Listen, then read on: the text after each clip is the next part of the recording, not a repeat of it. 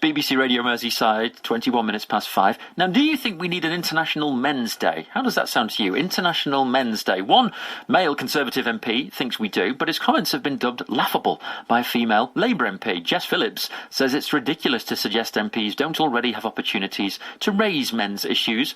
But Mr Davis says it's a question of fairness. A debate for International Men's Day would actually allow all of these issues to be raised during the course of one debate in a very simple way. I was actually on the Backbench Business Committee for 2 years when we granted debates on International Women's Day. All I'm saying is, in the spirit of gender equality, if we have that every year in Parliament, I can't really see what the objection is to debate the legitimate issues to coincide with International Men's Day. Well, do we need one of those? Liverpool-born Peter Lloyd has been on the show a couple of times, but he's back in his hometown today. We've only ever spoken to you, Peter, on a dodgy mobile, so we thought, let's get you in the studio for a chat. And here I am in the nerve centre. I feel like, it's a privileged place to be.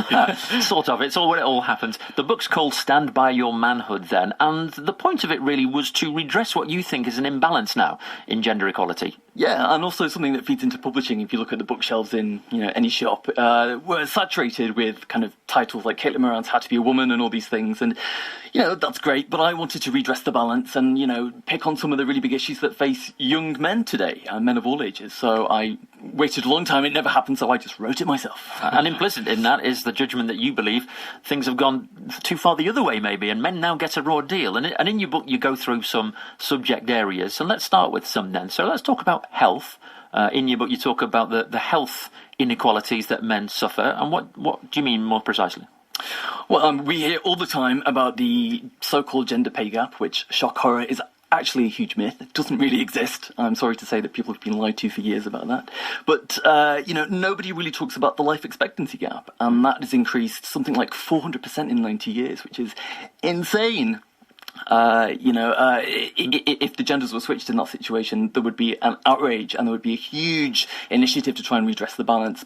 And it's not, men aren't dying sooner because they're genetically programmed that way. Men are dying sooner because the NHS spends millions and millions and millions of pounds on women's healthcare, which is great if you're a woman, but if you're a man, it's not so great. Men are getting shortchanged. In what areas in particular? Do you think cancer research, that sort of thing, maybe? Well, men lead in 9 of the top 10 killer diseases in this country, and they are several times more likely to get and die from cancer than women, and yet funding for them in those areas is dramatically less than what women get. So there's a huge spending gap in the NHS. Okay, what about education then? We often hear about young boys being left behind in school. GCSE results tend to be lower among young lads. Is that still the case? Mm-hmm. Yep, it is still the case. We hear it every year, and very little is done about it, unfortunately.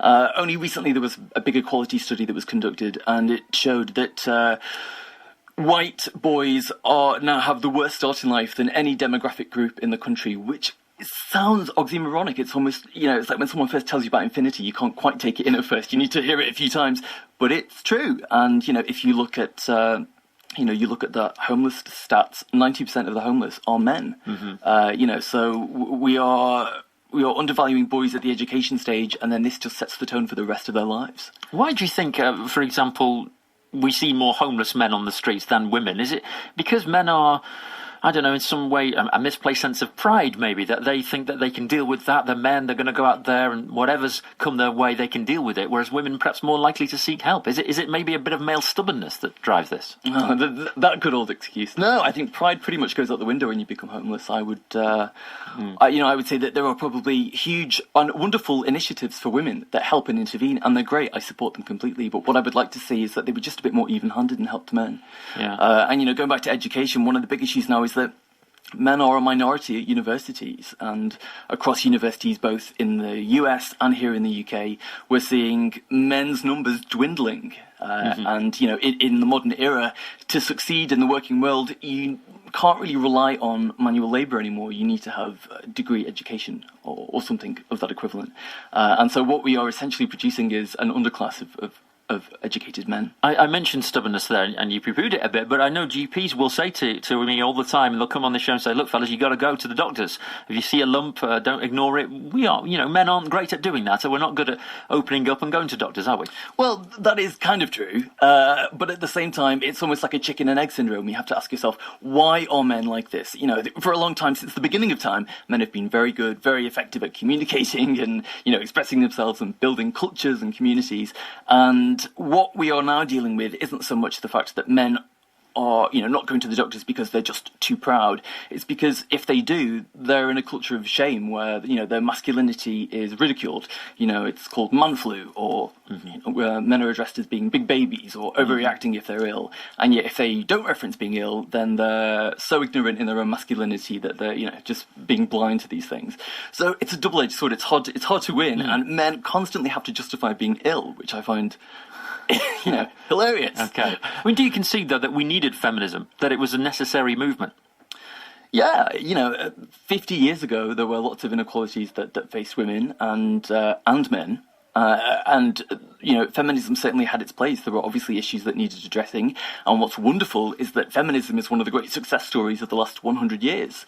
Unfortunately, in the last few decades, it's been a little bit corrupted, and it's now become a bit of a multi-million-pound industry where it's just full of distorted facts and megalomania and man-hating, and that's what's really sad, because the end point of any revolution is that it should eventually go away because it's succeeded and it's had its day in the sun, and that's wonderful and it needs to move on.